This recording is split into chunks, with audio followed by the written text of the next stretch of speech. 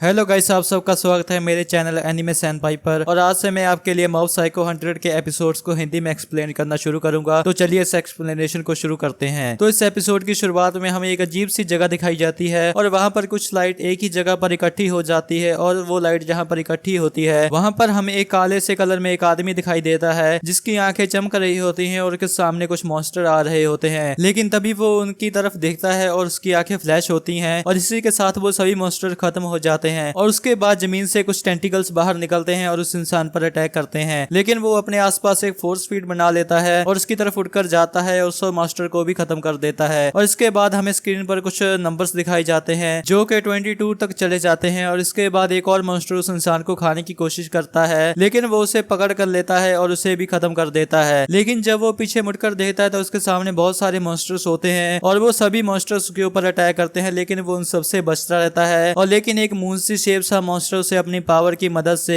रोक लेता है और एक सांप जैसा मॉन्स्टर उसे खा जाता है। लेकिन वो उस मॉन्स्टर को भी खत्म कर देता है और इसके बाद एक बहुत ही बड़ा सा मॉन्स्टर उसे पकड़ लेता है और फिर वो उसे खाने ही वाला होता है। लेकिन तभी वो इंसान अपने आसपास एक एनर्जी की गोल फील्ड बना लेता है और फिर वो ब्लैक कलर से व्हाइट कलर का हो जाता है। और उसके बाद वो नंबर्स हमें फिर से दिखाई देते हैं और जब वो पूरे 100 हो जाते हैं तभी उस इंसान की आंखें लाल हो जाती हैं और इसके बाद एक बहुत ही बड़ा सा धमाका हो जाता है। और इसके बाद एनिमे का टाइटल लिखा आता है जिसमें लिखा होता है मॉब साइको 100। और इसके बाद हमें एक ग्रेवयार्ड का सीन दिखाया जाता है और उसके पीछे एक इंसान बोल रहा होता है और वो कहता है कि मानो या ना मानो इस दुनिया में बहुत से अजीब से फिनोमिना से भरी हुई है जिसे साइंस भी एक्सप्लेन नहीं कर सकती। और जब लोग उन्हें अपनी आंखों के सामने देखते हैं तो वो डर में डूब जाते हैं। लेकिन कुछ लोग हैं जो हर रोज इन ताकतों से लड़ते हैं जिन्हें लोग साइकिक्स कहते हैं। और उसके बाद हमें एक इंसान दिखाया जाता है जो कि कहता है मैं रेगन आराटाका ये जॉब एक्सेप्ट करता हूँ। और उसके सामने एक लेडी बैठी होती है जो कहती है कि आपका बहुत बहुत शुक्रिया। मैंने पहले तो पूरी तरह से हिम्मत हार चुकी थी क्योंकि मेरी कोई बातों पर सीरियस ही नहीं ले रहा था। और फिर वो उससे कहता है कोई बात नहीं, लेकिन जिस तरह का आप एग्जॉर्सिज्म प्लान चुनेगी उसी तरह की मेरी फीस होगी। और वो उसे अपने स्कीम्स को समझाने लगता है और वो उस औरत को बेवकूफ बनाने लग जाता है और अब अजीब अजीब सी बातें बोलने लग जाता है। लेकिन वो औरत उसकी बातों पर यकीन कर लेती है। लेकिन तभी उसे पीछे से एक आदमी चलाकर बोलता है रुको एक मिनट। और तभी रेगन के उससे पूछता है कि तुम कौन हो। तो वो कहता है कि मैं इसका बॉयफ्रेंड हूँ और ये सब बकवास है। और वो अपनी गर्लफ्रेंड से कहता है कि तुम भी इसके बारे में सोचना चाहिए। तभी रेगन बोलता है क्या कहा तुमने, ये सब तुम्हें बकवास लगता है। और फिर वो कहता है कि मैं तुम्हारी बात समझ सकता हूँ क्योंकि कोई भी भूतों की सपनों वाली स्टोरीज पर बिलीव नहीं करता। लेकिन तभी वो चिल्लाकर बोलता है मैं मेरी गर्लफ्रेंड की बात नहीं कर रहा हूँ, मुझे बस तुम पर यकीन नहीं है। और फिर वो उससे कहता है अगर मैंने उन स्पिरिट्स को एक्सरसाइज कर दिया तो मिस हानो को काफी नॉर्मल हो जाएगा। और इसके बाद वो कहता है कि तुम्हें ये ड्रीम तब से आ रहे हैं जब से तुमने करेज का टेस्ट दिया था। फिर वो कहती है हाँ, और वो बहुत ही खतरनाक और डरावने होते हैं। और फिर वो एक बिल्डिंग की तरफ हाथ करके कहती है कि ये वो बिल्डिंग है। और तभी रेगन अजीब सा मुंह बना लेता है और कहता है कितनी ताकतवर ऑरा है। और फिर वो अपनी उंगली एक बिल्डिंग की तरफ पॉइंट करता है और कहता है ये उन सब में से सबसे बड़ा होगा जिन तक आज तक मैंने सामना किया है। लेकिन तभी वो लड़की कहती है कि असल में ये वो बिल्डिंग नहीं है। और तभी उसके बॉयफ्रेंड को रेगन के ऊपर शक हो जाता है और उससे कहता है कि तुमने एक गलत बिल्डिंग की तरफ उंगली क्यों ही की। और ये सुनकर रेगन के पसीने छूटने लगते हैं। और इसके बाद वो उन्हें बहकाने के लिए कहता है कि अच्छा ये वो बिल्डिंग है, लेकिन मुझे इस बिल्डिंग से भी बहुत ही ताकतवर और खतरनाक ऑरा महसूस हो रहा था क्योंकि इस दुनिया में बहुत सारी स्पिरिट्स होती हैं और वो अलग अलग जगह पर होती हैं। और ये सब बातें सुन के वो लड़की उससे इम्प्रेस हो जाती है। लेकिन वो लड़का उससे कहता है कि चलो भी ऐसा तो हो ही नहीं सकता कि गोश्त हर जगह पर होते हैं। और तभी उनके पास से एक आदमी निकलता है और तभी रेगन डरते हुए कहता है जो इंसान तुम्हारे पास से निकला है वो भी एक इविल स्पिरिट थी। और इसके बाद जब वो पीछे मुड़कर देखते हैं तो देखते हैं कि वहां पर एक नॉर्मल इंसान होता है। और ये देखकर उसका बॉयफ्रेंड रेगन को बोलने लग जाता है लेकिन हानको उसे चुप करा देती है। और इसके बाद रेगन उससे कहता है कि रुको हानको, इस दुनिया में इस जैसे लोग भी होते हैं और आओ हम लोग अंदर चलते हैं। और ये बातें सुनकर उस लड़के का फेस पूरी तरह से उड़ जाता है। और इसके बाद वो उस बिल्डिंग में चले जाते हैं जहाँ पर हानको पूरी तरह से डरी होती है। लेकिन रेगन वहां पर कुछ ढूंढने लग जाता है और थोड़ा सा सीरियस भी हो जाता है। और तभी टारो के पीछे से एक साया उसके ऊपर हाथ रख देता है। और जब वो पीछे देखते हैं तो वो उससे कहता है क्या तुम चाहते हो कि मैं तुम्हारे सपनों में तुम्हें डराऊं। और इसके बाद वो डर जाते हैं। और इसके बाद हमें वो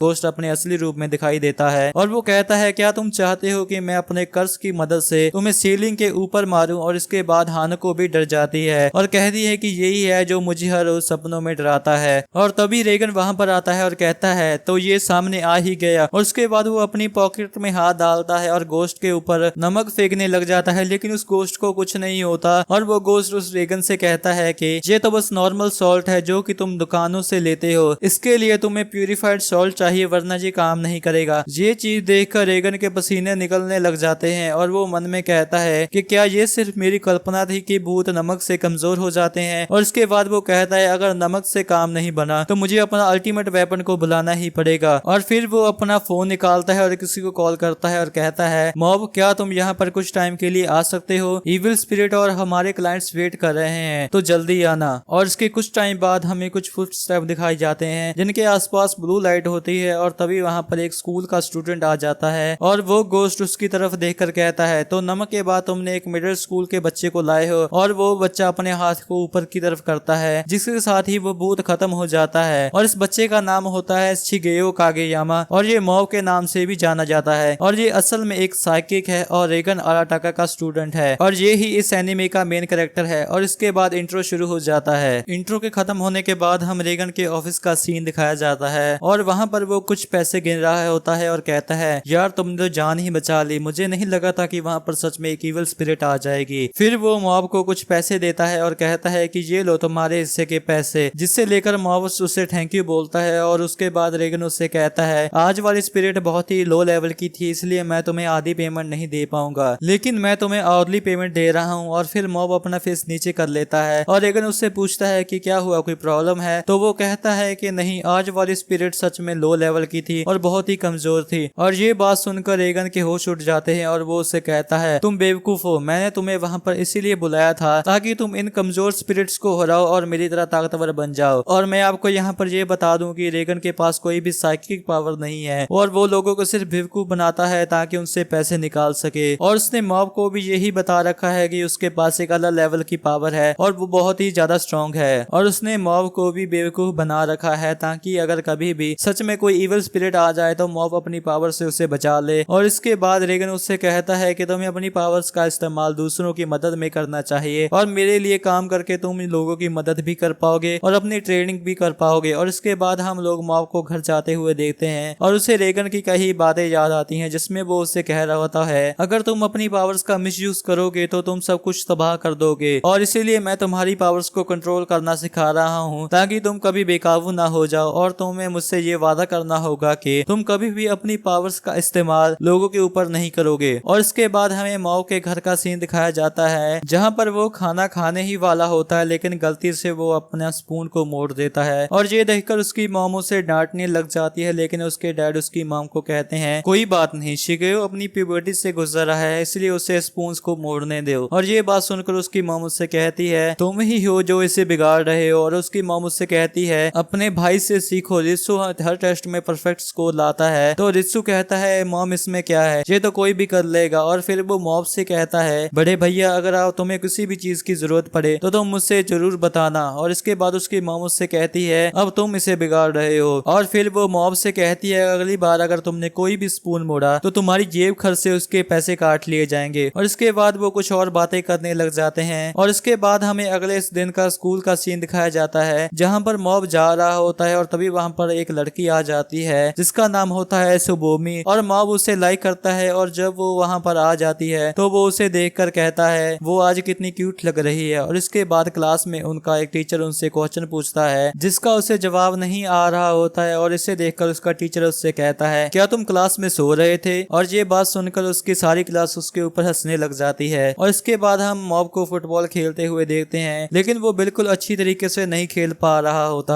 और इसके बाद जब वो घर जा रहा होता है तो उसे रेगन का फोन आता है और वो उससे कहता है स्टेशन पर आ जाओ, आज हमें एक बहुत ही बड़ा काम मिला है। और इसके बाद हम उन दोनों को एक बस में से जाते हुए देखते हैं और रेगन मॉब को बता रहा होता है कि ये जॉब उन्हें लोकल नेबरहुड काउंसिल ने दिया है और ये लोकेशन एक टनल की है जिसके एक भूतिया टनल माना जाता है। और इस जगह को बहुत टाइम से बंद किया हुआ है और इस टनल में कुछ कॉलेज के स्टूडेंट्स और व्लॉगर्स अपनी बहादुरी साबित करने के लिए वहां गए थे और फिर वो कभी वापस नहीं आए। और उसके बाद वो उसे एक और घटना बताता है जिसमें कि 30 साल पहले वहां पर एक एक्सीडेंट हो गया था और वहां पर 20 लोग मारे गए थे। और इसके बाद वो लोग उस बस से उतरते हैं और उस टनल के सामने आ जाते हैं। और तभी रेगन कहता है मैं रेगन अराटाका पैरानॉर्मल दुनिया का न्यू स्टार इस टनल को पूरी तरह से साफ करके ही रहेगा। और वो मॉब से कहता है चलो मॉब हम सभी को एक्सरसाइज कर देंगे, और वो अंदर चला जाता है। लेकिन कुछ ही टाइम के बाद वो वहां से भागता हुआ आता है और मॉब को कहता है कि तुम ये क्या कर रहे हो, तुम भी मेरे साथ चल रहे हो। और मॉब वहां पर चींटियों को देख रहा होता है और रेगन उसे चिल्लाकर कहता है कि मैं बहुत ही बड़ी स्पिरिट को मेल्ट करने वाला हूँ, तो मेरे पीछे। और तभी मॉब उठकर कहता है कि मुझे लगा था कि आप सभी को संभाल लोगे। तो रेगन गुस्से में उससे कहता है बेवकूफ, तुम्हें क्या लगा है कि उन स्पिरिट्स को कौन एक्सरसाइज करेगा। और वो सेंटेंस पूरा करने से पहले ही रुक जाता है और कहता है ये तो मेरे लिए बच्चों का खेल है, लेकिन तुम भी साथ चलो ताकि तुम्हें भी कुछ सीख सको। और तभी मॉब रेगन से कहता है कि मास्टर आप सच में अमेजिंग हो, क्योंकि ये टनल सच में डरावनी लग रही है। वैसे तो भूतिया जगहें असल में फेक होती हैं, लेकिन ये असली है, क्योंकि मैं यहाँ पर एक बहुत ही पावरफुल स्पिरिट को महसूस कर पा रहा हूँ। अगर एक नॉर्मल इंसान अंदर जाता है और वो स्पिरिट को गुस्सा दिलाता है तो। और फिर रेगन उससे पूछता है अगर उससे गुस्सा दिला देता है तो क्या होता है। तो मॉब उससे कहता है कि वो कभी भी एक पीस में वापस नहीं आ पाएगा। और ये सुनकर रेगन भी कांप जाता है, लेकिन वो फिर से अपने सीरियस वाले फेस बनाकर उससे कहता है लेकिन हम उसे एक्सरसाइज करके ही रहेंगे। और फिर वो अंदर चले जाते हैं। और जब वो अंदर जा रहे होते हैं तो मॉग रेगन से कहता है कि मास्टर क्या आपको कुछ फील हुआ। तो वो उससे कहता है कि मुझे ह्यूमिडिटी सी फील हो रही है। लेकिन मॉब उससे कहता है कि मैं ऑरास की बात कर रहा हूँ। तो रेगन उससे कहता है सॉरी, आज मेरी नाक सही से काम नहीं कर रही और इसलिए मुझे कुछ फील नहीं हो रहा। और फिर वो मॉब से कहता है कि क्या तुम्हें कुछ फील हो रहा है। तो मॉब रुक जाता है और गिनती करने लग जाता है, यहाँ पर 12, 18 नहीं, यहाँ पर इससे भी ज्यादा स्पिरिट्स हैं। और फिर वो चौंक कर कहता है कि ऐसा लग रहा है कि जैसे कि हमें घेर लिया गया हो और वो हम पर अटैक करने ही वाले हैं। तो रेगन मॉब से कहता है कि मैं इन छोटी मोटी स्पिरिट्स को तुम पर छोड़ता हूँ, जाओ उन्हें एक्सरसाइज कर दो। और मॉब अपने हाथों को ऊपर की तरफ करता है और उन्हें एक्सरसाइज करना शुरू कर देता है। और ये सब देखकर रेगन वहां से चुपके से निकल जाता है और कहता है यहाँ पर बहुत शोर है, मैं आगे जा रहा हूँ। अगर हम लोग नॉर्मल लोग होते तो शायद हमें खतरा हो सकता था, लेकिन मुझे लगता है कि तुम उन सबको संभाल लोगे। और तभी वो एक इविल स्पिरिट से टकरा जाता है, जिसे देखकर रेगन की फट जाती है। लेकिन जब वो उसे देखता है तो वो उससे देखकर कहता है ये तो हील रेसलर है, मुझे तो लगा था ये कोई इविल स्पिरिट होगी। लेकिन तभी मॉब उससे कहता है मास्टर जरा ध्यान से, ये जो आपके सामने है वो इन सभी स्पिरिट्स का बॉस है। और फिर रेगन डर जाता है और डर के मारे कुछ अजीब अजीब सी बातें बोलने लगता है, जिससे वो स्पिरिट गुस्सा हो जाती है। और फिर वो चिल्लाकर बोलती है मैं और मेरी गैंग हम यहाँ पर बाइक से जा रहे थे और सामने वाले बाइकर की बाइक स्लिप हो गई और हम सब मर गए, और अब ये टनल हमारी है और यहाँ पर जो भी आएगा मैं उसे मार दूंगा। और वो अपने मुंह से एक कर्स बोलता है और अपने हाथ से एक अटैक करता है, लेकिन तभी मॉब अपनी फिंगर्स आगे कर देता है। और फिर हम देखते हैं कि रेगन को कुछ नहीं हुआ होता और वो स्पिरिट भी ये चीज देखकर हैरान हो जाती है। और इसके बाद रेगन अटैक करने की पोजीशन में आ जाता है और कहता है तुम बेवकूफ हो, तुमने महान साइकिक रेगन को से पंखा लिया है और तुम्हारा नसीब अब तय है। और वो एक छोटे से बैग में हाथ डालता है और नमक से अपने हाथ को भर लेता है और वो स्पिरिट को एक पंच मारता है। और वो स्पिरिट भी डर जाती है, लेकिन तभी उसे एहसास होता है कि उसके पंच का उसके ऊपर कोई असर नहीं हुआ। तभी वो उसे कहती है कि इसका मतलब तुम फेक हो, और वो उसके ऊपर अटैक करने ही वाला होता है कि तभी वो डिसअपियर होने लग जाता है। और डिसअपियर होते हुए वो कहता है कि हमें ये सब करने के लिए मजबूर किया गया था। और इसके बाद वो एक छोटी सी स्पिरिट बन जाता है। और ये देखकर रेगन मॉब से कहता है कि ये तुम क्या कर रहे हो, जल्दी से इसे खत्म करो। और फिर मॉब उससे कहता है कि मास्टर पहले हमें इसकी बात सुन लेने दो। और फिर वो स्पिरिट बोलती है कि वहाँ टनल के अंदर हमसे भी ज्यादा ताकतवर एक स्पिरिट है और उसी ने हमें लोगों को डराने के लिए ऑर्डर दिए हैं। और ये बात सुनकर रेगन उससे कहता है कि तुम हमें बेवकूफ बना रहे हो। तो वो कहता है कि मैं तुमसे झूठ क्यों बोलूंगा, जब मेरे झूठ बोलने से मैं डिसअपियर हो सकता हूँ। और फिर वो अपनी पुरानी यादों को याद करता है और लेट कर कहता है कि अब तुम मुझे डिसअपियर कर सकते हो। तो रेगन उससे कहता है कि क्या तुम चाहते हो कि हम तुम पर थोड़ी दया दिखाए। और तभी वो मॉब से कहता है कि जल्दी से इसे खत्म करो, लेकिन मॉब उसकी बात नहीं सुनता और कहता है कि मुझे पहले वहां पर जाकर एक बार देखना है, क्योंकि जो ऑरा मैंने महसूस किया था वो अभी तक डिसअपियर नहीं हुआ। और तभी वो अंदर जाने लगता है, लेकिन वो स्पिरिट रेगन से कहती है कि उसे रोक लो, वो बच्चा चाहे जितना भी स्ट्रांग हो वो उसके सामने टिक नहीं पाएगा। और वो स्पिरिट यहाँ पर कई 100 सालों से है और वहाँ पर जितनी भी मौतें हुई हैं वो उसी की वजह से हुई हैं। और इसके बाद हम मॉब को देखते हैं कि जो अंदर जा रहा होता है, लेकिन अंदर टनल से एक बहुत ही तेज हवा का झोंका आता है जिसमें रेगन भी पीछे गिर जाता है। लेकिन मॉब आगे बढ़ता रहता है और फिर रेगन उसे पीछे से आवाज मारता रहता है, लेकिन वो उसकी नहीं सुनता और वो आगे बढ़ता ही रहता है। और उसके बाद उसके सामने सामने एक बहुत ही बड़ा सा मॉन्स्टर अपीयर हो जाता है जो कि मॉब को खा लेता है और ये देखकर रेगन और वो स्पिरिट दोनों डर जाते हैं। लेकिन उसके अंदर ही मॉब अपनी आंखें को खोलता है और वो स्पिरिट को खत्म कर देता है। और जब वो वापस आ जाता है तो वो कहता है कि ये स्पिरिट इतनी भी पावरफुल नहीं थी। और ये चीज देखकर वो दूसरी स्पिरिट भी डर जाती है और वो उससे कहती है कि तुम हो कौन। और फिर मॉब कहता है कि मैं तो कोई भी नहीं हूँ। तो रेगन उसको चिल्लाकर बोलता है बेवकूफ, तुम मॉब हो, ग्रेट रेगन अराटाका के स्टूडेंट। और इसके बाद वो स्पिरिट मॉब के पास आती है और कहती है कि तुम्हारा शुक्रिया, अब हम लोग शांति से जहाँ पर रह सकेंगे। और फिर मॉब उसको उसकी गैंग की फोटो देता है जिसे देखकर वो स्पिरिट रोने लग जाती है। और इसके बाद वो और उसकी पूरी गैंग वहां से आफ्टर लाइफ यानी कि वो दुनिया जहाँ पर लोग मरने के बाद जाते हैं वहां पर जाने लगते हैं और मॉब को शुक्रिया बोलते हैं। और इसके बाद मॉब और रेगन भी वहां से चले जाते हैं और ये एपिसोड खत्म हो जाता है। मैं होप करता हूँ कि आपको ये एक्सप्लेनेशन पसंद आई होगी। अगर आई है तो एक लाइक कर दो और नीचे कमेंट्स में मुझे सजेस्ट करो कि मैं इसे कैसे इंप्रूव कर सकता हूँ। और नेक्स्ट एपिसोड की वीडियो कल तक आ जाएगी, तो अगर आप उसे मिस नहीं करना चाहते तो चैनल को सब्सक्राइब भी जरूर कर ले। Thank you so much for watching और मिलते हैं एक और एनिमे एक्सप्लेन्ड वीडियो के साथ। तब तक के लिए बाय बाय।